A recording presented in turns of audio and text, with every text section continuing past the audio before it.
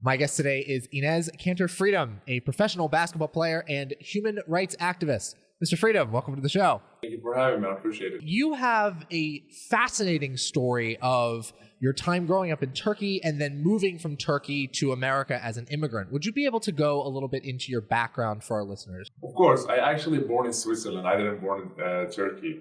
Because of my dad was doing his master there, and then I moved back to Turkey when I was 9 months. And then I grew up into Turkey, and I started playing basketball there actually. And then, unfortunately, you have to pick either education or basketball in Turkey, And then my dad wanted me to do the ball, so that's why I came here. In the United States, I was back in 2009. I was 17 years old. Went to prep school here. Went to college in Kentucky. Then I got drafted in 2011 by Utah Jazz. Recently, you've become very famous for vocally criticizing the Chinese Communist Party and a lot of their human rights abuses there. But you actually have also had human rights abuse activism in Turkey as well. Would you be able to talk about how you got into this type of activism? Of course, I remember, my first 2 years in the league, all I cared about was, just playing basketball, having fun with my teammates and stuff. And there was a corruption scandal happened in Turkey back in 2013. And President Erdogan and his family was involved in it. And that was the first time I actually put a very simple tweet out there. And because he was going around and putting innocent people in jail, police, prosecutors, judges, and some other innocent people. And because of the NBA platform, it became a conversation. And I was like, even one simple tweet can affect this much. From now on, I'm going to start, paying attention about what's going on in my country.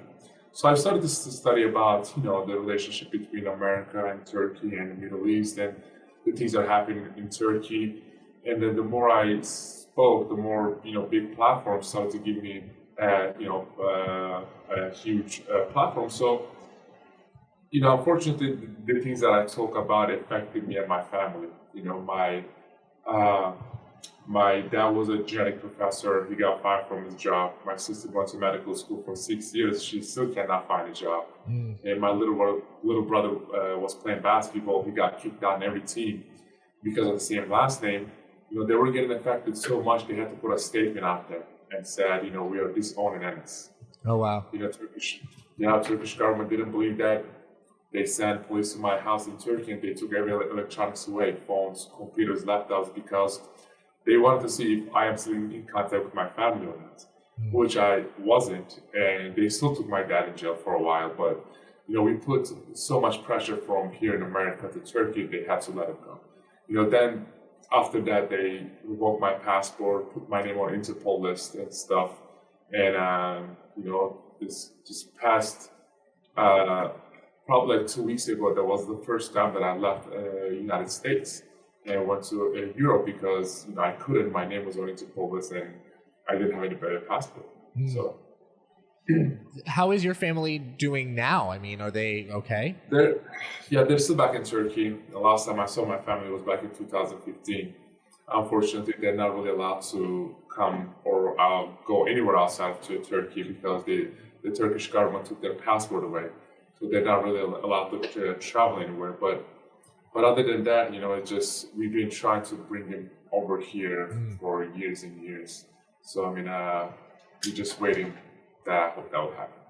As I mentioned earlier, you recently became famous for talking about Chinese Communist Party and the Chinese government's human rights abuses. So it sounds like after you talked about Turkey, you continued to talk about these human rights abuses going on around the world in other places. What was that like to have experienced that from the Turkish side and then to continue talking about that?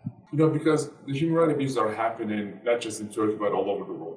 The biggest one is happening right now in China. It's a very, how I get into this very actually a crazy story. I was doing a basketball camp in New York for little kids, and basketball camp was amazing. Right? We had so much fun. And after the basketball camp, I was sitting on a chair and signing autographs and taking pictures with the kids. And I took a picture with this kid. And while I was taking a picture, his parents called me out in front of everybody. There was media there, there was people, parents, kids, everybody. And he told me, how can you call yourself a human rights activist when your Muslim brothers and sisters are getting tortured and raped every day in concentration camps in China? I was shocked. I didn't know what to say. I turned around and I told that parents, like, I promise I'm gonna get back to you, right? And that day I canceled everything I had. I went back to my hotel. I started to study about what people over there going through. I studied the Uyghurs, and then I, study about what's happening in Tibet. I already knew about Hong Kong because 2 years ago when, the NBA GM tweeted about Hong Kong, it became a huge conversation in NBA. And then I already knew about Taiwan because I always wanted to go there. And so I was like, obviously you can find every kind of news on internet, fake news, not fake news, this and that. So I wanted to actually hear about what's going on over there from firsthand.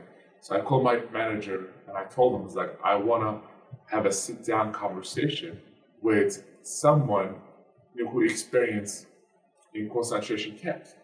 And he was very shocked, actually. He's like, what are you talking about? He's like, yep, I want to talk to someone. And so we set up this meeting, and obviously I don't know who listen to this podcast. I'm sure there are so many kids that are watching, so I don't want to get into too much details, but the things that she told me, that what she went through over there was just, I was speechless and numb. She told me about the gang rape, she told me about the tortures, and she told me about how many people actually are dying in those concentration camps, and Chinese government trying to hide it from the whole world. And I was like, I don't care how much money or business involved. If you are carrying a heart, you have to stand up for those innocent people, and you have to expose all this human rights abuse that are happening in China. So and then I decided to talk, and became a big mess or something. Now, mentioning that not everybody took your activism in a positive light. How has your activism impacted your career? I wish I could say it in a really good way, because obviously I'm an NBA player, and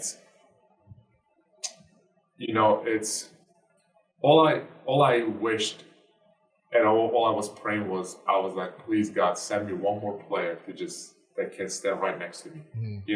Unfortunately, whenever I had a conversation with any of my teammates or someone from the NBA, or not just an NBA but some other organizations, they told me one thing. They said, listen, I think what you're doing is so amazing. We love what you're doing. We love you, we support you, but we just cannot do it out loud. I asked them why. They said, well, we have shoe deals, we have, family to feed, we have another contract that we try to get, so we cannot do it. And I asked them one question, that if one of your family members was in those concentration camps getting tortured and raped, would you still pick money over morals? They couldn't answer. And it was right before the Winter Olympics too, so I did try to reach out to many Olympians, but unfortunately, not all answered. You've mentioned a couple of times that you think the NBA and certain other organizations have silenced you and sort of pushed you to the side because of your activism. I have a quote here that you gave to the National Herald, which is a Greek newspaper, that says, "The NBA says that the league stands by our side when it comes to freedom of speech. I don't believe it. They stand on our side as long as what we say helps the league's pockets. Otherwise, they'll do whatever they can to finish you." Do you think that American companies like the NBA and some other businesses that continue to do business with governments like the Chinese government have a problem with kowtowing to these types of authoritarian world leaders and governments? So the statement I give 100% correct. It's a shame how these American companies are bowing down to these dictatorships, like especially the biggest dictatorship, like the one in China. I remember it was around 2 years ago when we all were in the NBA bubble, right? Yeah. NBA was all about social justice, all about Black Lives Matter, and what can we do to just inspire our young generation. They even put some phrases behind our jerseys, some logos on the court and stuff, right? I was like, okay, cool. But then what frustrates me is that 2 years later this happens, and not one person from the NBA or player association or from my team or any of my colleagues goes out there and say we support this. Not one. So the hypocrisy is what that really frustrates me.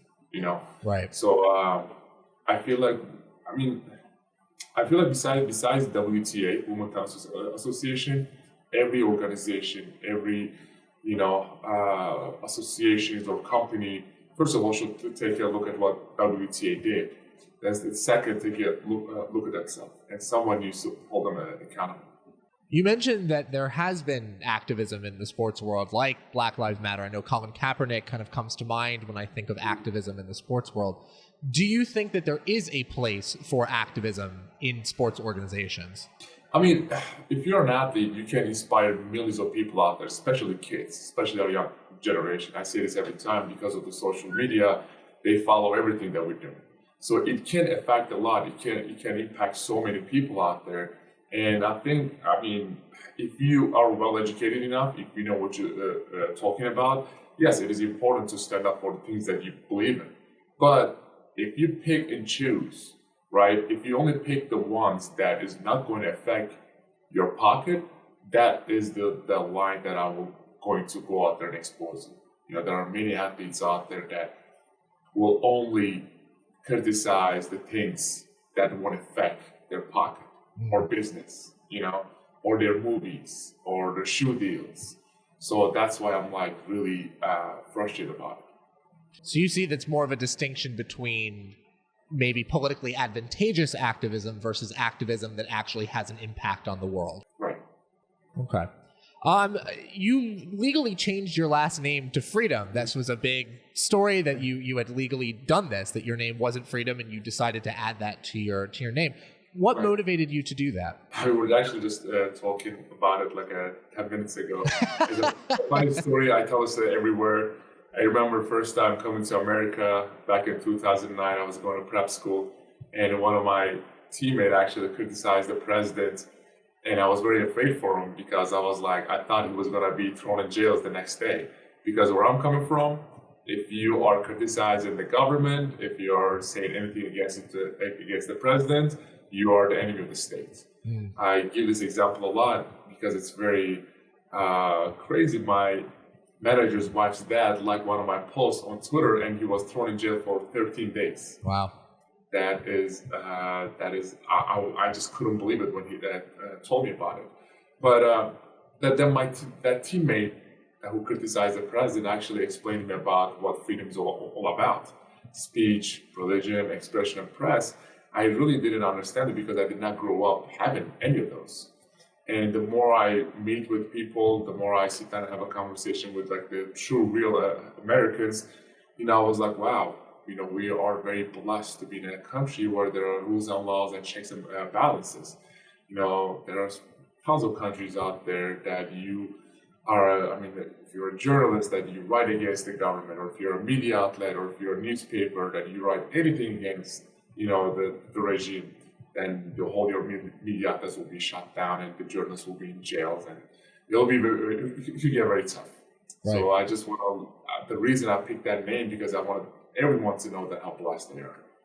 I think that's such a wonderful story, and it really does speak to, I think, a notion that's missing from America these days, which is pride and a belief that America is good. What do you think about the type of people who will go on air or TV or on the radio and say things like America is a bigoted country or it's a racist country? What are your thoughts about that? People need to understand, obviously, first of all, America having their own problems too, but at the same time, people need to understand I'm coming from a country, like I said again, you criticize anything, you'll be thrown in jail the next day. Or there are countries out there like China or North Korea or, like Turkey or, Iran or many other countries, Russia, right?